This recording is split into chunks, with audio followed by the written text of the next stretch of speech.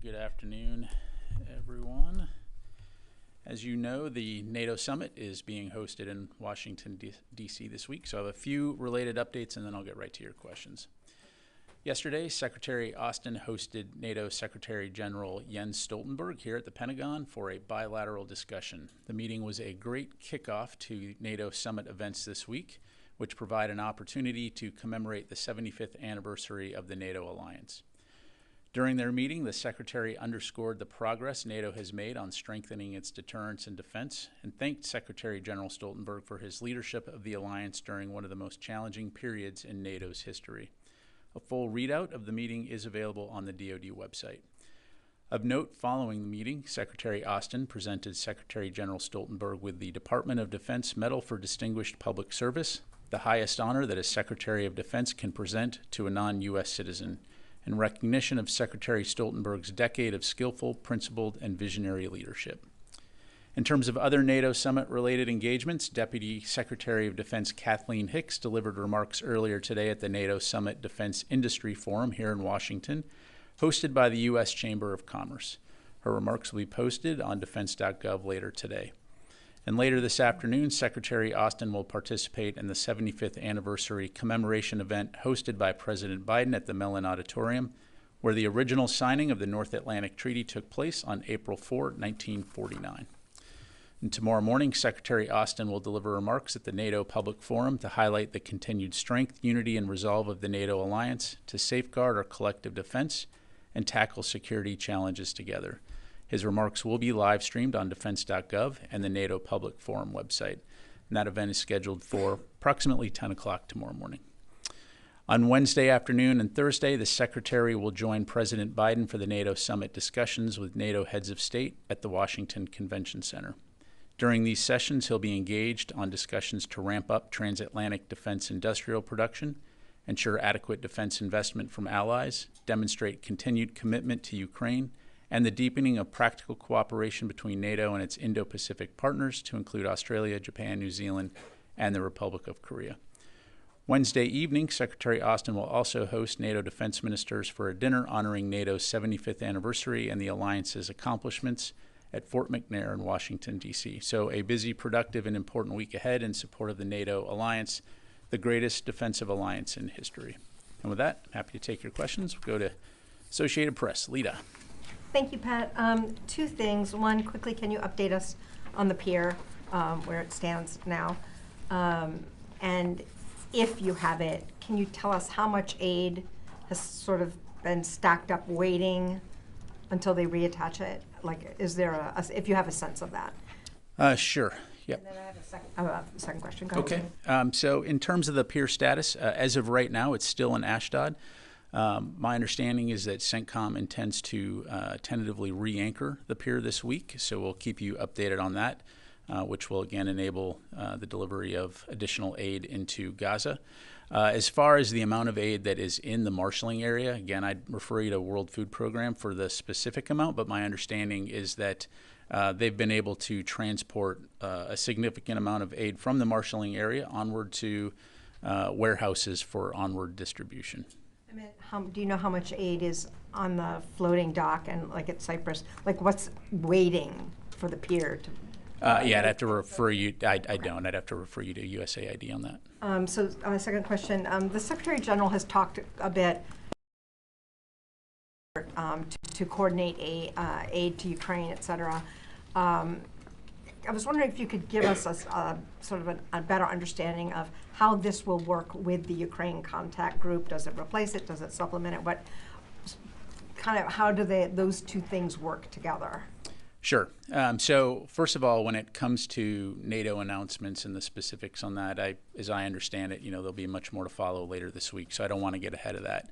But broadly speaking, to answer your latter question, no, it will not replace the Ukraine Defense Contact Group. DoD will continue to lead that group and support Ukraine's work to strengthen and modernize its forces for the long haul. As you know, there's some 50 countries that are part of the UDCG, which extends far beyond our 32 valued NATO allies. And so we certainly will continue to welcome NATO's involvement. They play an important role in the UDCG's capability coalitions and working to advance interoperability as Ukraine builds its forces. And so again, as I understand it, the NATO role here will be in terms of helping to coordinate some of the training and security assistance, particularly as it relates to interoperability. But again, much more to follow this week. Jennifer. General Ryder, I'd like to get your reaction to India's Prime Minister Narendra Modi being in Moscow holding a summit at the same time that NATO is holding its summit. Is this seen as a threat to NATO? He was seen warmly embracing Vladimir Putin. Is there any reconsideration of selling weapons to India if they're going to be so closely allied with Russia? Yeah, so a couple of things. So first of all, as you know, India and Russia have had a relationship for a very long time. From a U.S. perspective, India is a strategic partner with whom we continue to engage in with full and frank dialogue, to include their relationship with Russia. As it relates to the NATO summit being this week, of course, like you, the world is focused on that.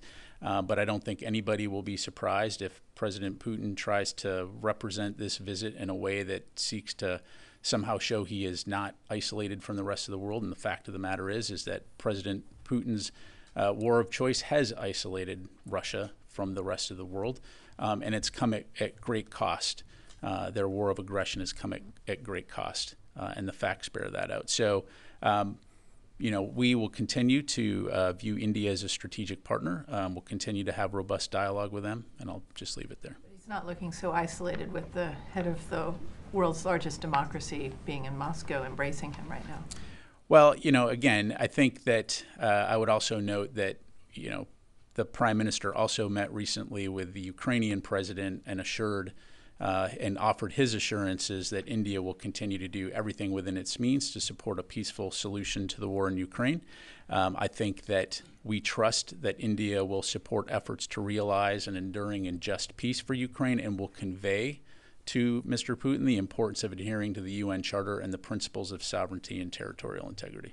And one more question. Why not let Ukraine into NATO right now? Look, there's been a lot of discussion on this. I think across the U.S. government and beyond, we all see a future for Ukraine in NATO, but it's not a decision for the United States. It's a NATO membership requires consensus of all 32 nations that are allies within the alliance. And so I think certainly what you'll see this week are efforts to build that bridge to enable Ukraine to join the NATO alliance one day, once that consensus has been achieved. But in the meantime, there's a lot of work going on to enable them to defend their sovereignty from Russian aggression, but also help build that bridge in terms of NATO interoperability and the reforms required.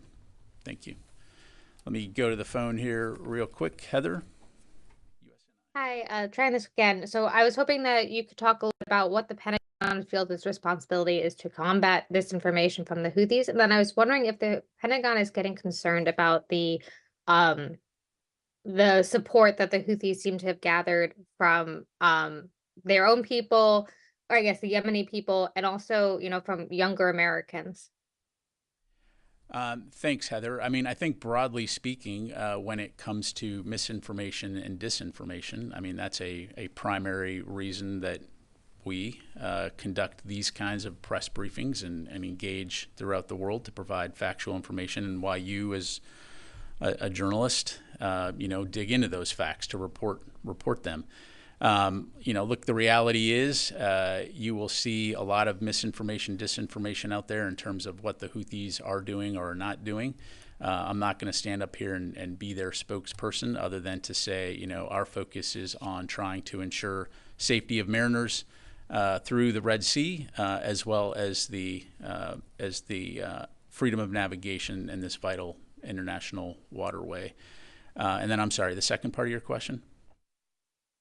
Is the Pentagon concerned about the level of support that the Houthis seem to be gathering among the Yemeni people, and then also among younger Americans? I'm not aware of what specific level of support are you talking about. Can you clarify, or is there some kind of reporting on that or statistics that you're citing? No, it just seems that if you look at social media, that when the Houthis are claiming some of the things, like after they claimed Roosevelt or sorry, that Ike had been targeted, that you see a lot of support, and that there does seem to be some among the Americans that seem to be against the what they're saying is the genocide in Gaza. Yeah, again, look, I would just, again, I'm focused on the facts in terms of what the Houthis are not doing and the challenges that they're causing in terms of negatively impacting not only their own people, but the safety of mariners, the economy in the region, as well as the environment. And so, again, we'll continue to stay focused on working with like-minded nations to preserve freedom of navigation and safety through that vital waterway. And as for the credibility of social media, I will let you write and focus on that. All right, go back to the room here. Janie. Thank you, General. Two questions on NATO meeting. Military cooperation between North Korea and Russia is becoming a concern for NATO. It was reported that North Korea's military delegation departed for Russia yesterday to effectively implement the recently concluded military treaty between North Korea and Russia. What is Pentagon's concern about this? Oh, we've talked quite a bit, Jeannie, on the fact that we are concerned about the growing relationship between Russia and the DPRK. It goes back to what I highlighted earlier in terms of Russia's desperation to find partners that are willing to be complicit in their war of aggression against Ukraine. And so it's something that we'll continue to keep a close eye on. But the President Xi Jinping said that, excuse me, he said that the conclusion of the new treaty between North Korea and Russia was reasonable as a sovereign country. How would you react about the solidarity of North Korea, Russia, and China? Yeah, I don't have any comments on President Xi's comments. So, sir. Are you not worried about President's comment? I mean, Xi's comment because I mean, U.S. and China, they've been talking together. So, are you concerned? I would think we've been very clear on our position. Go, yes, sir. Thank you so much, sir. So this is Jahan Saif Ali from ARY News, Pakistan. Pakistani government says that Pakistani military will continue their airstrikes against TTP hideouts, Taliban Pakistan hideouts in Afghanistan. Is something you are supporting in Afghanistan against TTP? Look, I'm not going to get into Pakistani domestic decisions. As you know, there are concerns throughout the region when it comes to terrorism. But as it relates to sovereign decisions by Pakistan in terms of how they protect their borders and how they address security within the nation, I'd have to refer you to them. The United States always say that United States that Pakistan and U.S. has shared interest in combating terrorism. So, sir, how U.S. can help Pakistan to crush these terrorist networks in Afghanistan? Well, look, we have a long relationship with Pakistan, working on counterterrorism. At the end of the day, those are discussions that need to happen between the U.S. and Pakistan in terms of what support does Pakistan request. Again, we have a security cooperation relationship in that regard. I don't have anything specific or new to announce other than to say, as we have for a very long time, we'll continue to have those discussions and look at ways we can work together to prevent and deter regional terrorism. Last question, sir. TTP is designated as terrorist organization by the U.S., but we have not seen any strikes against them like we have seen against Al-Qaeda and others. Is there any no intelligence available or something else? I mean, why there are no strikes against TTP in Afghanistan by U.S.? I'm not going to get into potential future operations or discuss intelligence. So thank you, sir. Thank you, General. My name is Brendan Guzman with the BBC. I wanted to ask about Diego Garcia, where the U.S. government has blocked the British court hearing from taking place. Specifically, they said that the participants in this hearing, which is about a migrants issue, wouldn't be allowed to board U.S. military flights to Diego Garcia and would not provide housing, transportation, or food, citing security and operational concerns. I'm wondering what those security and operational concerns are and under what conditions such a trip could take place. Sure. Well, as you know, Diego Garcia is a U.S. military base. As I understand it, the members of the traveling party for the hearing on the Sri Lankan migrants did not agree to the security measures required for visitors to the U.S. Naval Support Facility at Diego Garcia. And so, now in terms of, well, what are those specific force protection measures? I'm just not able to get into those, but I'll just leave it there. Thank you. Tony. Non-foreign policy related questions. What? Yesterday, the Pentagon off-camera acknowledged the 81% cost growth in the Sentinel ICBM program that the Trump administration put into full-scale development in September 2020. Can you give a feel for why the factors that allowed this, that have now resulted in this major increase 4 years later while the thing is still in development? And what was Secretary Austin's reaction when he was briefed on this boondoggle about last week? Thanks, Tony. Well, as you know, as we announced yesterday, the DoD certified the Sentinel ICBM program for continuation, and so this is consistent with our responsibilities under the Nunn-McCurdy statute. The decision was made following a comprehensive, unbiased review of the program and the factors that led to the cost growth. Secretary Austin was briefed on the review and the process. He agrees with the decision. In addition, related to this, as we also announced yesterday, the Sentinel program will undergo a restructure to address the root causes of the cost growth and ensure effective processes are in place to control costs in the future. Ultimately, we are committed to restructuring the program to provide a robust nuclear deterrent while controlling costs. DoD and Air Force leaders have acknowledged that we can and must do more to improve program management and oversight of this important project. As it moves forward, both the DoD and the Air Force will continue to provide updates and offer more information. As you know, we also posted a press release yesterday that listed all that out, that also talked to what the factors were as it related to the cost growth, primarily in terms of the facilities associated with how and capabilities associated with housing the ICBM missile. Well, look, for people who don't follow this, 4 years later, it's gone up, and the estimate's like 81% over what the original baseline was. What are one or two factors that, in retrospect, you had a oh gosh moment? How could this have been missed? Can you give a feel for that? Well, again, look, the way these processes work is as you're implementing these programs, you reach certain milestones. As the analysis was being put together back in January, the Air Force acknowledged that there had been a cost increase associated with it. And as I highlighted, part of that was associated, predominantly associated with the ground launch facilities and the estimated costs at the time. And so, again, I'd refer you back to the press release, which provides comprehensive detail, as well as on the DoD website, Dr. LaPlante, the Undersecretary for Acquisition and Sustainment, also provided some additional detail. Was he PO'd, bewitched, bothered, bewildered, or what? Again, I think the Secretary appreciated the thoroughness of the review and the fact that we acknowledge that we have more to do in terms of ensuring that we can get these costs down.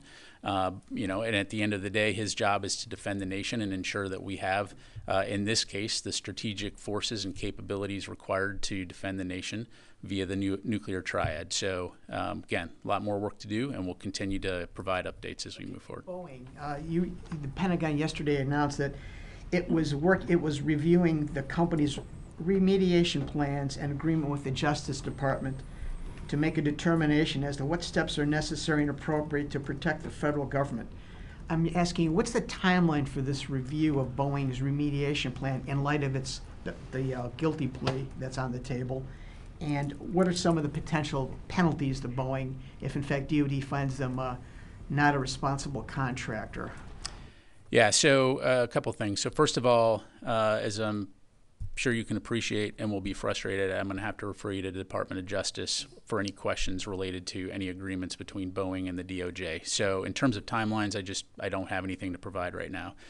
I can tell you that the DoD would assess any company's remediation plans as well as the agreement with the Department of Justice. And we would make determinations as to what steps would be necessary to protect the interests of the federal government in accordance with relevant federal and defense acquisition regulations.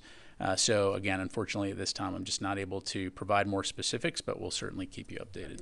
How long might this review last? Do you know roughly how long the review is going to take? And is it the General Counsel's office here, or OGC within the Pentagon, who is doing it? Yeah, again, at this time, I just can't speculate. I'm going to have to refer you to DOJ. But again, when we have more to provide, we'll definitely pass it along. Okay, fair enough. Okay, Louis. Two questions. One, there's been a report about a junior Navy sailor trying to access President Biden's medical records, at least just carrying out a search for the words Joseph Biden. Was this something that rose to the Secretary's attention? Did the Secretary communicate this in turn to the White House, and how seriously was this taken within the department? Yeah, as you highlight, in terms of this investigation, I'd refer you to the Navy for any questions on that. The bottom line is that they confirmed that at no time was the President's personal information compromised, and that the record that the sailor inappropriately accessed was not the electronic health record of the President of the United States. The Secretary was notified in February when the Navy became aware. The Navy also notified the White House through channels at the time, but I'd have to refer you to them for further questions. My other question has to do with President Biden's interactions with Secretary Austin. Has there come a time whenever Secretary Austin has felt that potentially President Biden's decision-making may have been impacted? Anything like that? No. Okay, any questions? All right, we'll go with final question. Jeff Shogel, Task and Purpose. Thank you. The military is conducting 3 sync exercises this summer, including the USS Tarawa, a former amphib. Is the fact that the military is conducting so many sync exercises and testing its anti-ship weapons an indication that it believes the time to prepare for a Chinese invasion of Taiwan is running out? Yeah, thanks, Jeff. So, again, as Secretary Austin has said, he does not believe that an invasion of Taiwan is imminent nor inevitable. When it comes to exercises, whether it be the exercises you highlighted or any exercises we do around the world, it's demonstrative of the high emphasis we place on readiness and ensuring that our forces are ready for a variety of contingencies around the world, for interoperability with our partners and allies in terms of working together so that we are ready to support a range of contingencies to include humanitarian assistance operations, disaster response operations, or crisis and war. So again, I'll just leave it there. I just want to clarify a question, something you said earlier in response to Lou's question. You said that Austin hasn't had any concerns about the president's health and his conduct with him. Can you clarify, is that a question you've asked Austin? How did you said it quite quickly, and I'm trying to understand how, is that a discussion you've had with the Secretary? Look, we have had the discussion with the Secretary in terms of, monitoring all the coverage that's out there these days, obviously. The Secretary has full confidence in the President's leadership, as he has had from day one. And so I'll just leave it there. Okay, thank you very much, everybody. Appreciate it.